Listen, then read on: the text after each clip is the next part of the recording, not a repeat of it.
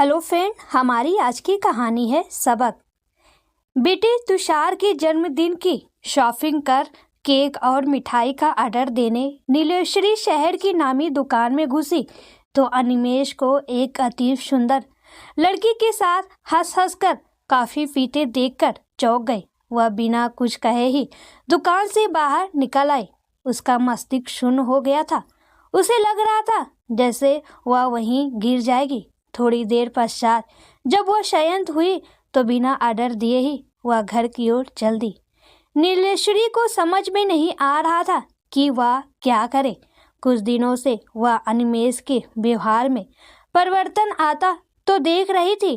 देर से घर आना तथा पूछने पर उखड़ जाना, जरा जरा सी बात पर क्रोधित होना तथा जब तक उससे फोड़ से सिद्ध करने का प्रयास करना। उसने कभी भी उसकी इन सब बातों को गंभीरता से नहीं लिया था। ऐसा नहीं था कि उसे उसकी ऐसी हरकतों पर क्रोध नहीं आता था, लेकिन सदा उसका संकोची सहनशील स्वभाव जो उसे विरासत में मिला था उसे आक्रामक होने से रोक देता था। वह घर की सुख शांति को भंग नहीं करना चाहती थी और न ही बच्चों के सामने वह स्वयं की ही या अनिमेष की सम्मानीय छवि को धूमिल करना चाहती थी। कभी कभी उसे लगता था कि ऑफिस के अत्यधिक कार्य के बोझ ने अनिमेष को चिड़चिड़ा बना दिया, लेकिन आज उस लड़की के साथ हंस हंस कर बातें करना उसे मर्माहत कर गया था। उस लड़की का हो सकता है अनिमेष से ऐसा वैसा रिश्ता न हो, वह उसकी सहयोगी मित्र हो, वह उसे कॉफ़ी पिलाने ऐसे ही रेस्टोरेंट में लेकर आया हो, लेकिन एक लड़की सिर्फ कॉफ़ी पीने ही पर पुरुष के साथ क्यों आएगी? नीलेश्वरी ने सोचा। नीलेश्वरी को यह सोच कर स्वयं पर क्रोध आने लगा कि वह उल्टे पैर ही क्यों लौट आई। उसने अगर उनसे उसी समय उस लड़की का परिचय प्राप्त कर लिया होता तो वह अनबुझ पहेली में उलझी नहीं रहती। किंतु यदि वह अचानक उनके सामने जाकर खड़ी हो जाती और कुछ पूछती तो हो सकता है कि अनिमेष उसकी पूछताछ से उत्तेजित होकर या घबराकर कुछ ऐसा वैसा कह देता तो वहाँ तमाशा बनने में देरी नहीं लगती। वैसे भी कोई कार्य बिना सोचे समझे करने में सदैव असफलता ही हाथ लगती है। इस विचार ने उसे थोड़ा संयम किया। ऑटो के रुकने के साथ ही नीलेश्वरी का विचार श्रृंखला को लगाम मिली।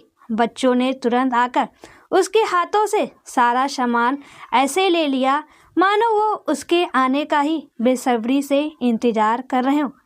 बच्चों को कुछ याद रहे या ना रहे, लेकिन अपने जन्मदिन का उन्हें बेसब्री से इंतजार रहता है। वह उनकी उत्सुकता समझती थी। उन दोनों को नए कपड़े बनवाने के साथ साथ वह उस दिन उनके कुछ अनभिन्न मित्रों को बुलाकर एक छोटी सी पार्टी का आयोजन करती रही थी, लेकिन इस घटना ने उसे विचलित कर दिया था। उसे चिंता में देखकर नन्ही सीमा ने पूछा, क्या बात है मम्मा, आपकी तबीयत ठीक नहीं है?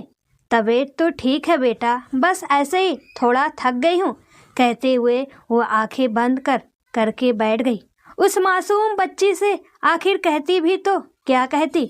कहीं उस सुंदर लड़की के लिए अनिमेष ने उसे छोड़ दिया तो? अचानक नीलेश्वरी और उस इच्छा की भावना से भर उठी।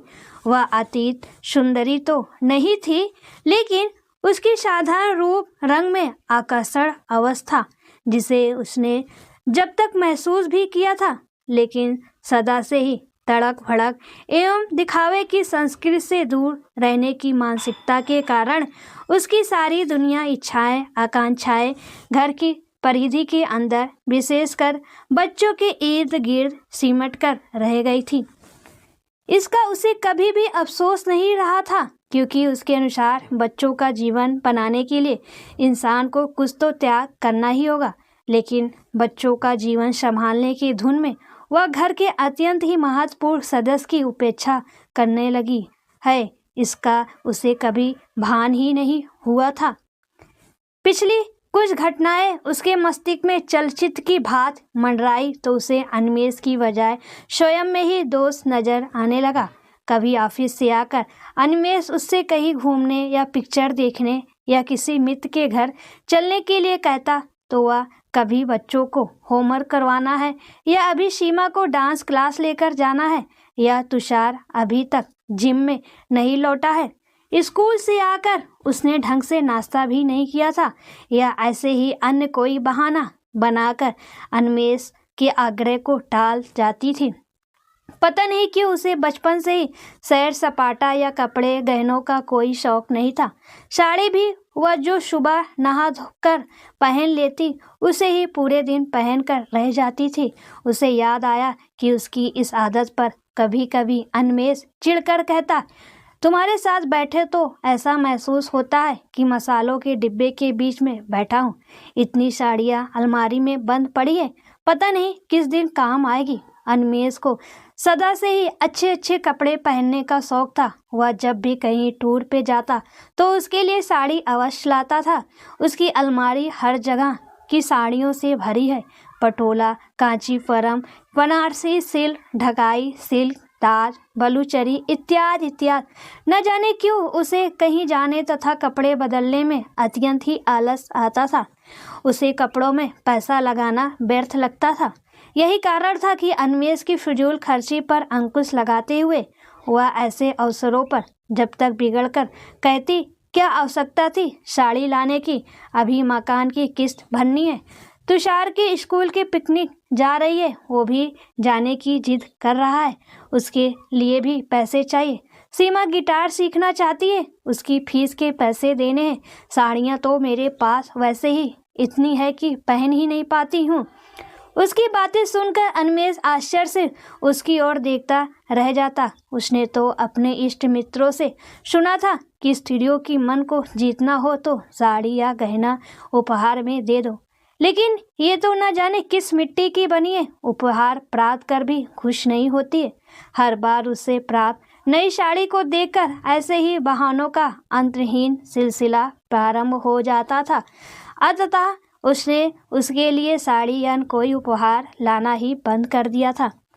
बाजार भी नीलेश्वरी को अनिमेष के साथ जाना अच्छा नहीं लगता था, क्योंकि उसके साथ जाने से न तो वो मोल भाव कर पाती थी और न ही कई दुकानें देखकर सामान का चयन करना संभव हो पाता था।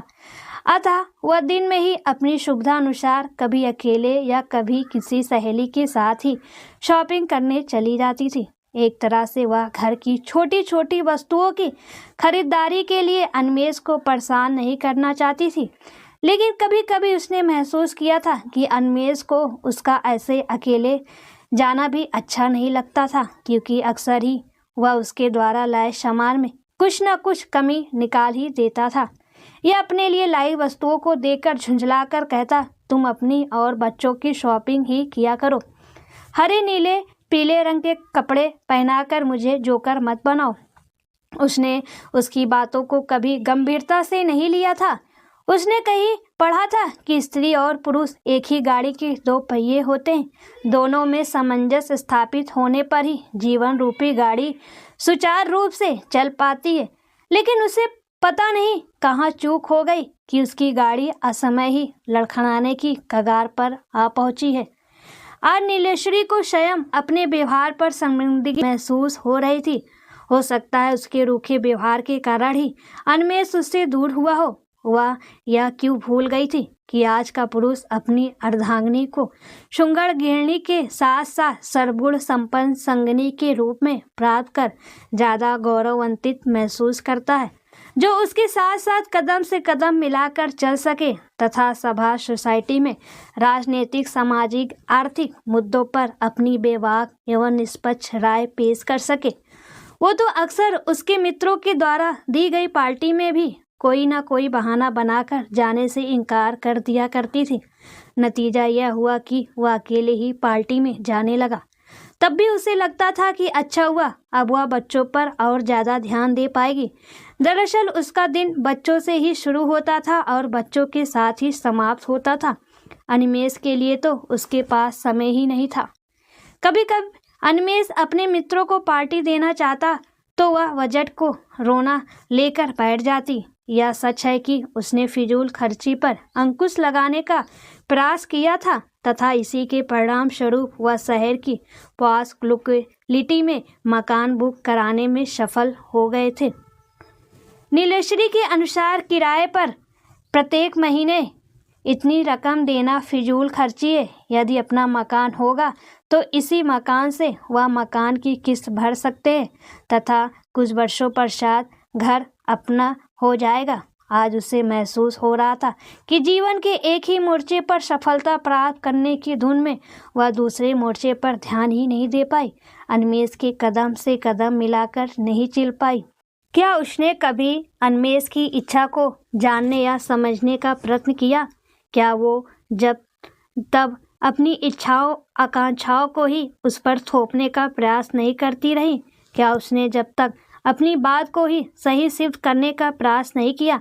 क्या कभी उसने यह महसूस करने की कोशिश की पार्टियों में अन्वेष को अकेला आया देखकर उसके मित्र जब उससे अकेले आने का कारण पूछते होंगे तो वह क्या उत्तर देता होगा? मन में चल रहे तर्क वितर्कों ने उसका सुख चैन छीन लिया था। दृढ़ निश्चय के साथ वह उठी। उसने बच्चों को आवाज लगाते हुए कहा, बच्चों, जिस जिसको तुम बुलाना चाहते हो एक लिस्ट बनाकर मुझे बता दो जिससे मैं प्लानिंग कर सकूं। नीलेश्वरी ने पीले रंग की कलश लगी ताज की साड़ी पहनी, हल्का मेकअप किया, लंबे घने बालों को करीने से संवार कर हल्का सा जूड़ा बनाकर पीले रंग का गुलाब का फूल बाग से तोड़कर बालों में लगा लिया। शीशे में स्वयं को निहार तो क्षणों के लिए वह स्वयं के लिए ही अपरिचित हो गई थी। अचानक नीलेश्वरी को अपनी बुआ की कही बात याद आई जब वह कई वर्षों पश्चात अमेरिका से उनसे मिलने भारत आई थी। उसकी सुडौल काया तथा बड़ी बड़ी कजरारी आंखों को देखकर उन्होंने माँ से कहा था, भाभी तुम्हारी वन्नो है तो सांवली, लेकिन सांवले रंग में भी क्या गजब की कशिश है। ऐसी कशिश पश्चिमी देशों के गोरे रंग में कहाँ। आज समझ में आया क्यों वहाँ के भारतीय नौजवान बीवी भारतीय ही चाहते हैं। कोई राजकुमार आकर यूं ही तुमसे इसका हाथ मांग ले जाएगा। वास्तव में अन्वेष भी उसकी काली कजरारी आंखों में इतना उलझ गया था कि उसके गहरे रंग की ओर ध्यान ही नहीं दे पाया और वह अब तक यही समझती रही कि उसकी आंखों का जादू उसे कभी उससे दूर नहीं जाने देगा। लेकिन आज की घटना ने उसके सोए दिल और दिमाग को चैतन्य कर दिया था। अब तक उसकी गलती से जो खो गया है उसे वापस लाने के लिए वह प्रयत्नशील हो गई। नीलेश्वरी ने दिन भर के तनाव से स्वयं को मुक्त किया तथा अन्वेष की पसंद के प्याज के पकोड़े बनाने की तैयारी करने लगी। अन्वेष के आते ही उसने प्याज के पकोड़े के साथ चाय परोसी तथा स्वयं भी प्लेट लेकर उसका साथ देने के लिए बैठी तो अन्वेष ने उसे ऊपर से नीचे तक बेइज्जती निगाहों से निगाह निहारा तथा चौंकते हुए कहा, क्या बात है मैडम, रंग कुछ बदला बदला है? क्या आज बच्चों को पढ़ाना नहीं है? बच्चे अब बड़े हो गए हैं, उन्हें स्वयं पढ़ने की आदत डालनी चाहिए। बालों में लगे गुलाब को ठीक करते हुए नीलेश्वरी ने नजाकत से कहा, आज कोई आने वाला है या कहीं जाने की तैयारी है? आज मैडम का किस पर बिजली गिराने का इरादा है?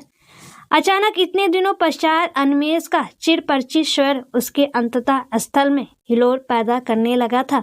वैसे भी अन्वेष जब अत्यंत ही प्रसन्न रहते हैं तभी उसे इस संबोधन से संबोधित करते हैं। उनका प्रश्न सुनकर उसने स्वयं स्वर में उसने प्रश्न कर डाला, क्या कहीं जाने के लिए ही सजाया जाता है? ऐसी बात तो नहीं है, लेकिन अन्वेष के लेकिन में छिपे अर्थ को नीलेश्वरी भली भांति समझकर भी अनजान बनने की चेष्टा कर रही थी। अपने मन में चल रहे झंझाहट से अन्वेष को कैसे परिचित करवाती। निरर्थक सवाल जवाब करके वह बात को और बढ़ाना नहीं चाहती थी, अतः चुप रहना ही श्रेयस्कर समझा। तुषार के जन्मदिन के लिए क्या तुमने केक का ऑर्डर दिया? अचानक अन्वेष ने पूछा। गई तो थी लेकिन ऑर्डर नहीं दे पाई। लेकिन क्यों? बस ऐसे ही, नजर चुराते हुए नीलेश्वरी ने कहा। मैं जानता था कि तुम ऑर्डर नहीं दे पाओगी, अतः मैं ऑर्डर दे दिया। परसों 4 बजे किसी को भेजकर मंगा लेना। लेकिन आप कैसे जानते थे? बस ऐसे ही, कहकर अन्वेष अर्थपूर्ण ढंग से मुस्कुराया तथा नीलेश्वरी को एक दूसरे रहस्य में उलझाकर अपने कपड़े बदलने उठ गया। खाने में नीलेश्वरी ने अनमेश की पसंद के पनीर कोफ्ते तथा मटर पुलाव बनाया था, लेकिन अनमेश प्रशंसा का एक भी शब्द कहे बिना चुपचाप खाता रहा। नीलेश्वरी ने हार नहीं मानी तथा बोली, तुम अक्सर अपने मित्रों को पार्टी देने के लिए कहते रहते हो, क्यों ना हम तुषार के जन्मदिन की पार्टी में उन्हें भी बुला लें। प्रस्ताव सुनकर अनमेश आश्चर्य से नीलेश्वरी की ओर देखने लगा तथा बोला, तुम तो सदा उनकी उपेक्षा करती रहती हो और आज उन्हें बुलाने के लिए कह रही हो। क्या तुम इतने लोगों का इंतजाम कर पाओगी? कर क्यों नहीं पाओगी? नीमा बीमा सब जब से आपका प्रमोशन हुआ है तब से पार्टी मांग रही हैं। यदि आप उचित समझे तो बुला लूं। वैसे भी आप सदैव उनके घर पार्टी में आते जाते रहते हैं, कभी कभी तो हमें भी उन्हें अपने घर बुलाना चाहिए। नीलेश्वरी ने उसके मन की थाह लेने का प्रयत्न करने की चेष्टा करते हुए कहा, अगर तुम कहती हो तो बुला लेते हैं, चलो एक पन दो काज हो जाएंगे। अवनेश ने प्रसन्नता पूर्वक कहा, जितने भी परिवारों को बुलाना हो आप मुझे बता दीजिएगा, जिससे मैं तैयारी कर सकूं। उसकी प्रसन्नता में सम्मिलित होते हुए नीलेश्वरी ने उत्तर दिया। नीलेश्वरी को अपनी पाक कला पर पूरा विश्वास था। फिर अभी कल का पूरा दिन बाकी है। जन्मदिन के मीनू में ही एक दो डिश और सम्मिलित कर पार्टी को यादगार बनाने का पूर्ण प्रयत्न करेगी, उसने सोचा। रात्रि का काम निपटाते हुए नीलेश्वरी का मन मस्तिष्क अनबुझ पहेली में ही उलझा रहा। उसने अनमेश के मित्रों को पार्टी में आमंत्रित करने का सुझाव देकर अनमेश के दिल में अपने लिए थोड़ी जगह बनाने में सफलता हासिल कर ली थी। इसका आभास उसे उसके व्यवहार से हो गया था। बच्चों को सुलाकर गुलाबी 2 पीस नाइटी जो अनमेश उसके लिए सिंगापुर से लाया था पहनकर बेडरूम में घुसी तो अनमेश उसे आश्चर्य से निहारता रह गया तथा बोला, कहीं मैं स्वप्न तो नहीं देख रहा हूँ? स्वप्न स्वप्न ही होते हैं, यह वास्तविकता है। नीलेश्वरी ने उसके पास बैठते हुए कहा, तुम यदि अपने मित्रों को आमंत्रित कर रहे हो तो उस केक से तो काम चलेगा नहीं, हमें बड़े केक का ऑर्डर देना पड़ेगा। ऑर्डर देने तुम जाओगे या? बात अधूरी छोड़कर नीलेश्वरी ने फिर बात का सूत संभालते हुए पूछा, तुम ही चली जाना, कल एक आवश्यक मीटिंग है, मेरा निकल पाना संभव नहीं हो पाएगा। अवनेश ने लाचारी प्रदर्शित करते हुए कहा, मीटिंग या किसी और के साथ कोई अपॉइंटमेंट? काफ़ी देर से मन के अंदर कुलबुलाता प्रश्न आखिर जुबां पर आ ही गया। अच्छा तो ये बात है, अब समझ में आया मैडम का ये बदला बदला रूप। अचानक अनमेश खिलखिलाकर हंस पड़ा। नीलेश्वरी अनमेश को ऐसे खिलखिलाते देख उसे आश्चर्यचकित निगाहों से देखने लगी। उसको असमंजस की स्थिति में देखकर अनमेश ने कहा, अरे मैं तो तुम्हें बताना ही भूल गया। दिनेश याद है ना तुम्हें, मेरे बचपन का मित्र जो पिछले वर्ष अपनी बहन ममता को बैंक की परीक्षा दिलवाने यहाँ आया था। उसे मेरे ही बैंक में नियुक्ति मिली है, उसने आज ही ज्वाइन किया है। उसकी एक चचेरी बहन भी यहाँ रहती है। उसके घर वह अपनी नौकरी की खुशी में मिठाई लेकर जाना चाहती थी, अतः उसने शहर की अच्छी मिठाई की दुकान पर ले चलने के लिए मुझसे आग्रह किया। मैं उसे मिठाई दिलवाने के लिए उस मिठाई की दुकान पर लेकर गया था। जब तक मिठाई पैक हो रही थी हमने कॉफ़ी का ऑर्डर दे दिया। इसी बीच तुम आ गई। मेरी तुम्हारी तरफ पीठ थी, अतः देख नहीं पाया। ममता ने तुम्हें पहचान कर रोकना चाहा तो मैंने मना कर दिया। आपने मना क्यों कर दिया? मैं भी उससे मिल लेती। नीलेश्वरी ने रूठने का अभिनय करते हुए कहा, मैं इस स्थिति का फ़ायदा उठाना चाहता था। मैं जानता था कि कोई भी स्त्री अपनी प्रिय के जीवन में आई दूसरी स्त्री को सहन नहीं कर सकती। यदि तुम्हें मुझसे प्यार होगा तो तुम लड़ झगड़ कर अपना विरोध प्रकट करोगी या स्वयं में सुधार लाकर, लेकिन मेरी आशा के अनुरूप तुमने दूसरा मार्ग चुना। अनमेश ले उसकी और प्यार से देखते हुए कहा, ममता को भी तुषार के जन्मदिन की पार्टी में अवश्य आमंत्रित कर दीजिएगा। नीलेश्वरी ने अपनी झिझक छुपाते हुए कहा, क्यों नहीं, आखिर उसे कैसे भूल सकता हूँ जिसने हमारे जीवन में नए रंग भर दिए हैं। कहते हुए अनमेश ने उसे आगोश में भर लिया। नीलेश्वरी को पिछले कुछ घंटों से परेशान करती पहेली का हल मिल गया था। मन में 10 मारते सर्प 10 भी अपना जहरीलापन खो चुके थे। आशा और विश्वास की एक नई सुबह ने अंगड़ाई ले ली थी। साथ साथ इस घटना से एक नया सबक सीखा था।